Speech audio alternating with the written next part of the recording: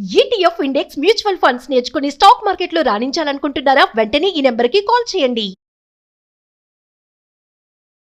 నమస్తే, welcome back to Suman TV. మీ పిల్లలు ఇంట్లో ఏం గేమ్స్ ఆడుతున్నారు? ఆల్రెడీ ఇప్పటికే చాలా మందికి ఒక అలర్ట్నెస్ వచ్చి ఉంటుంది.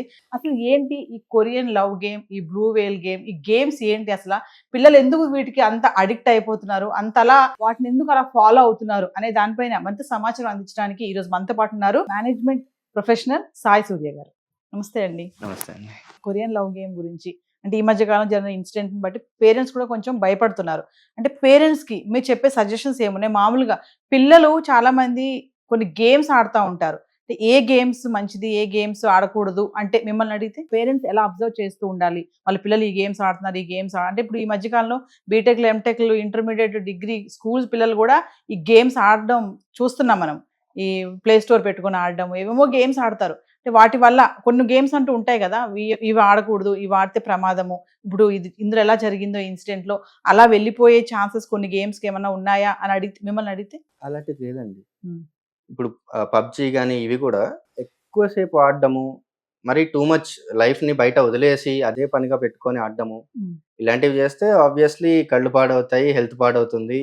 అదే పని మీద కూర్చుంటే హెల్త్ డిటీరియరేట్ అవుతుంది డెఫినెట్లీ. బట్ ఎప్పుడైనా అలా గేమ్ ఆడుకోవడము, లేదా రోజుకు కొంచెంసేపు ఆడడము, లిమిటెడ్గా ఆడుకుంటుండడం వల్ల అదొక రిక్రియేషన్ లాగా ఉంటుంది తప్ప దానివల్ల డేంజర్ అనేది ఉండదండి. పేరెంట్స్ కూడా ఎలా అంటే అబ్జర్వ్ చేయాలండి పిల్లల్ని, ఎస్పెషల్లీ టీనేజ్లో ఉండే వాళ్ళని, చిన్న పిల్లల్ని, ఎక్కువ ఇన్ఫ్లుయెన్స్ అయ్యే వాళ్ళని, వాళ్ళ దేనికి ఇన్ఫ్లుయెన్స్ అవుతున్నారు, దేనికి ఇన్ఫ్లుయెన్స్ అయితే వాళ్ళు ఎలా బిహేవ్ చేస్తున్నారు అబ్జర్వ్ చేయాలి, కానీ స్పై చేయకూడదు. స్పై చేశారనుకోండి అప్పుడు వాళ్ళు ఇంకా అలర్ట్ అవుతారు, అలర్ట్ అయ్యి సీక్రెట్గా ఆడతారు, ఇంకా ఇంకా ఎక్కువ చేస్తారు.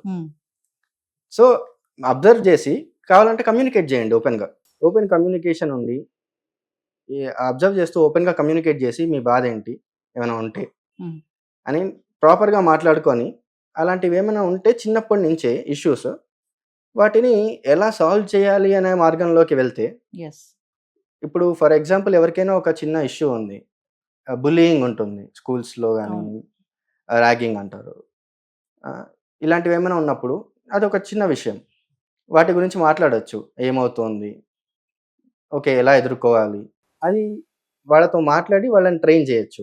మాట్లాడడానికి వాళ్ళకి ఎవరు లేరు, లేదా ఆ విషయం మాట్లాడితే మళ్ళీ మనల్ని ఏమైనా అంటారేమో వీళ్ళు, ఇలాంటి టాపిక్స్ వచ్చాయి, ఇలాంటి థాట్స్ వాళ్ళకి వచ్చాయి అంటే అవి వాళ్ళలోనే ఉండి ఉండి ఉండి అవి దానివల్ల యాంగ్జైటీ కానీ, ట్రామా కానీ ఇలాంటివి క్రియేట్ అవుతుంటాయి. ఇదే టార్గెట్గా చూసుకున్న ఎవడో ఒకరు ఉంటారు, ఓకే వీళ్ళు ఎవడో బాగానే ఉన్నాడు, మనకు దొరుకుతున్నారు వీళ్ళు అనుకున్న వాళ్ళు ఇలాంటి వాళ్ళని టార్గెట్ చేసి వాళ్ళ సాడిస్టిక్ ఆనందం అంటారు చూడండి, అలాంటి పొందడానికి ఇలాంటివి చేయొచ్చు.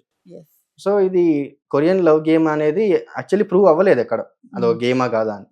ఇది ఎవరైనా చేసి ఉండొచ్చు, అది కూడా ఒక స్పెక్టాక్యులేషన్, అది కూడా ఎక్కడ ప్రూవ్ ఇప్పటిదాకా అవ్వలేదు.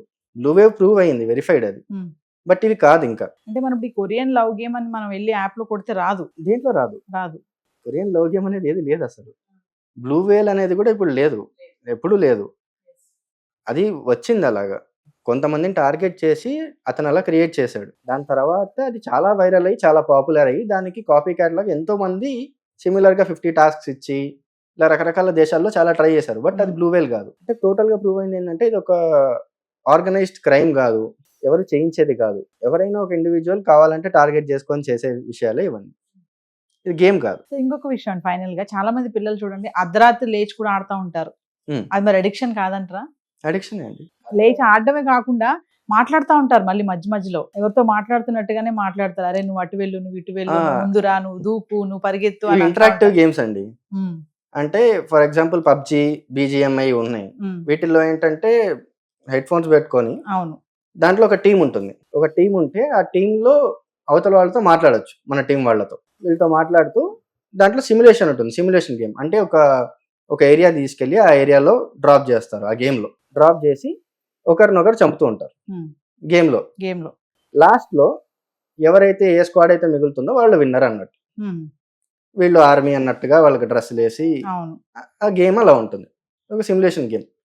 కౌంటర్ స్ట్రైక్ కానీ ఇలాంటి చాలా గేమ్స్ ఎప్పటి నుంచో ఉన్నాయి. ఇప్పుడు ఏంటంటే మొబైల్స్లోకి వచ్చేసి యాక్సెస్ ఎక్కువ అయిపోయి దాన్ని ఇంకా జనాలు కూడా ఎక్కువ ఆడడం వల్ల అండ్ ఇక్కడే కాదు ఎక్కడున్నా కూడా ప్రపంచంలో వాడు ఆ గేమ్తో మనతో మాట్లాడుకుంటూ ఆడచ్చు, ఇంటాక్ట్ అవ్వచ్చు. ఇంటరాక్టివ్గా బాగుంది ఇది. సో అది అలవాటు అయిపోయి ఓకే ఇది బాగుంది కదా, ఏం ఆడతాంలే, బయటకు పోయి ఏం ఆడతాము, లేదా ఏం మాట్లాడతాం జనాలతో, వీళ్ళతో మాట్లాడినా మనకి మళ్ళీ మనల్ని ఏదో ఒకటి అంటారు వీళ్ళు, దీని బదులు మనం గేమ్ ఆడుకుందాము. ఇలా నైట్ టైం ఎక్కువ ఎందుకు ఆడతారంటే నైట్ టైం అయితే ఎవరు వచ్చి డిస్టర్బ్ చేయరు, ఫస్ట్ రీజన్ అది. ఎవరు వచ్చి డిస్టర్బ్ చేయరు. పైగా ఇవి ఎంత ఇంటరాక్టివ్ గా ఉంటాయంటే గేమ్స్, మధ్యలో ఎవరైనా డిస్టర్బ్ చేస్తే అటు ఇటు చూస్తే ఎవరైనా మనల్ని కొట్టేస్తారు. కరెక్ట్, కోపం వచ్చేస్తుంది అప్పుడు వాళ్ళకి, కోపం వస్తుంది. అండ్ స్క్వాడ్ ఉందనుకోండి, ఒక 4-2 ఉండొచ్చు స్క్వాడ్ టీం. సో ఒకటి వల్ల ఇంకోడు ఆ టీం ఓడిపోయిందంటే మళ్ళీ వాళ్ళు ఏదో అంటారు. సో ఇలాంటి థాట్స్ అన్ని ఉంటాయి వీళ్ళకి. చాలా ఇంట్రెస్ట్ గా ఆడతారు. మధ్యలో మీరు అన్నట్టుగానే వెళ్ళామా పిలిచామా అంటే కోపం వచ్చేస్తుంది వాళ్ళకి, ఆగాగంటారు. మీరు అన్నట్టుగా పక్క నుంచి ఎవడో కూడా వచ్చి వాళ్ళు మళ్ళీ షూట్ చేయడమో కొట్టేయడమో జరుగుతుంది. అందుకనే నైటే ఆడతారు మెజారిటీ, డిస్టర్బెన్స్ లేకుండా ఉంటుంది. సో సూర్య గారు ఫైనల్ గా మరి పేరెంట్స్ కి ఏమని చెప్తారా? చాలా మంది పేరెంట్స్ కి అంటే కొంతమందికి తెలియదు, అన్ఎడ్యుకేటెడ్ పేరెంట్స్ కూడా కొంతమంది ఉంటారు. అమ్మో ఇదేదో కొత్తగా వస్తుంది, పిల్లల్ని జాగ్రత్తగా ఉంచుకోవాలన్నమాట, పిల్లలు ఆడకూడదు ఇది అన్నట్టుగా కొంచెం భయపడిపోతున్నారు కదా. మరి అలాంటి పేరెంట్స్ కి, ఇంకా బిజీ లైఫ్ లో ఉంటారు కొంతమంది పేరెంట్స్, పిల్లల్ని వదిలేస్తారు, వాళ్ళకి మొబైల్ ఇచ్చేస్తారు, వీళ్ళ పని వీది వాళ్ళ పని వాళ్ళంటూ ఉంటారు. అలాంటి వాళ్ళకి కానీ ఓవరాల్ గా పేరెంట్స్ కి ఏం చెప్తారు మీరు ఫైనల్? పేరెంట్స్ అందరికీ చెప్పాల్సింది ఒకటే అండి, ఫస్ట్ భయపడకండి, there is nothing to fear. ఇలాంటివన్నీ పానిక్ క్రియేట్ చేయడానికే వస్తుంటాయి. మనం పానిక్ అయ్యే కొద్దీ, మీరు పానిక్ అవ్వడమే వాళ్ళకి కూడా కావాలి, ఎవరైతే ఇవన్నీ క్రియేట్ చేస్తుంటారో వాళ్ళకి ఒక రకమైన ఆనందం అది.